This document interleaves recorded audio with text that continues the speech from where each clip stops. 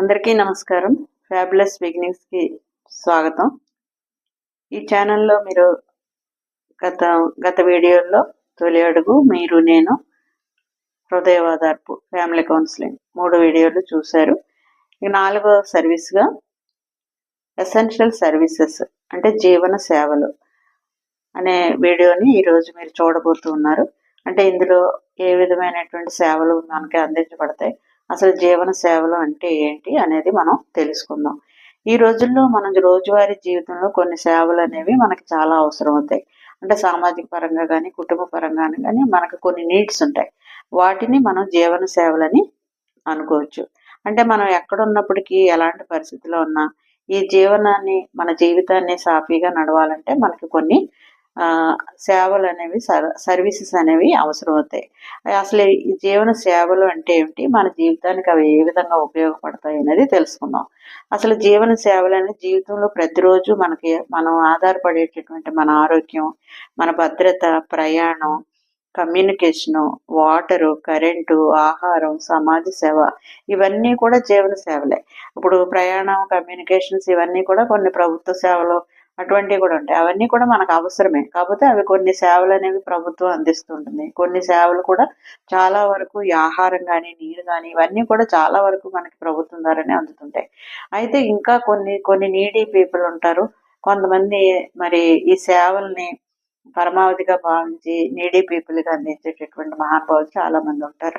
కాబట్టి ఈ సేవలు అనే మనం అనకూడదు. సమాజం నడపడానికి ఒక అవసరమైనటువంటి పునాది.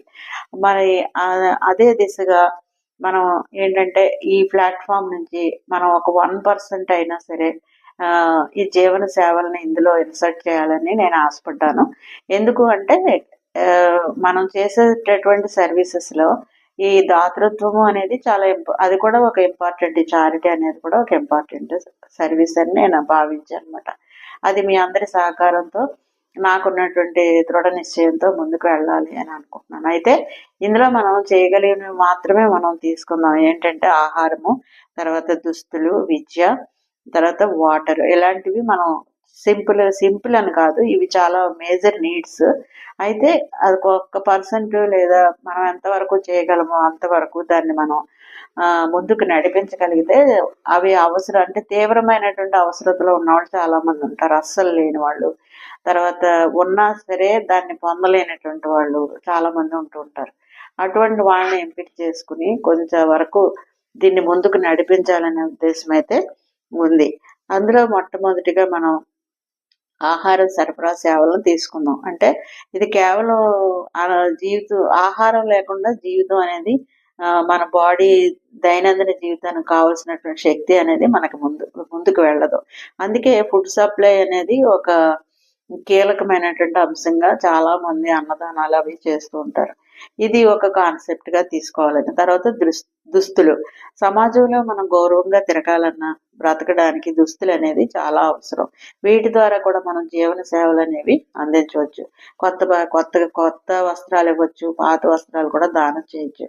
ఇటువంటి ఒక సర్వీసు. తర్వాత విద్యకు అవసరం చిన్న చిన్న మాల్యుమెంట్స్ ఉంటాయి, పిల్లలకు అవసరమైనవి అలాంటివి ఉంటాయి, అటువంటివి కూడా చేయొచ్చు. తర్వాత వాటర్, అంటే సమ్మర్లో చలివేంద్రాలని ఇలాంటివి చేయడం ద్వారా కూడా ఒక చిన్న సర్వీసెస్ని మనం చేయగలిగినంత వరకు ముందుకు నడిపించాలనే ఆలోచన అయితే ఉంది. దీనికే జీవన సేవలు అనేటటువంటి పేరు పెట్టాం. అది మరి అంటే ఒక్కొక్క స్టెప్, ఒక్కొక్క సెగ్మెంట్. అంటే తొలి అడుగు, మీరు నేను, తర్వాత కుటుంబ కౌన్సిలింగ్, ఫ్యామిలీ కౌన్సిలింగ్, హృదయ ఓదార్పు, తర్వాత జీవన సేవలు 4 సెగ్మెంట్స్ పెట్టుకున్నప్పుడు కొంచెం భారంగానే ఉంటుంది. అయినప్పటికీ ఒక్కొక్క పరిధిలో ఒక్కొక్క దాన్ని స్లోగా ముందుకు నడిపించాలని అయితే నిశ్చయించుకున్నాం.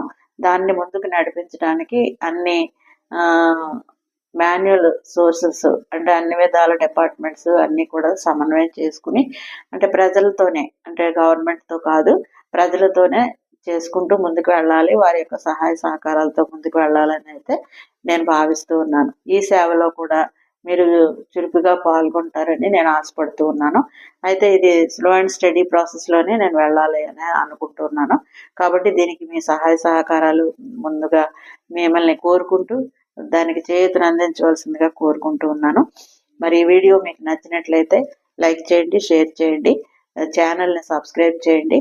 మరి ఛానల్ని ముందుకు నడిపించడానికి మీ సపోర్ట్ మాకు ఎంతో అవసరం కాబట్టి దాన్ని మీ నుంచి నేను కోరుతూ ధన్యవాదాలు తెలియజేసుకుంటున్నాను. అందరికీ ధన్యవాదములు.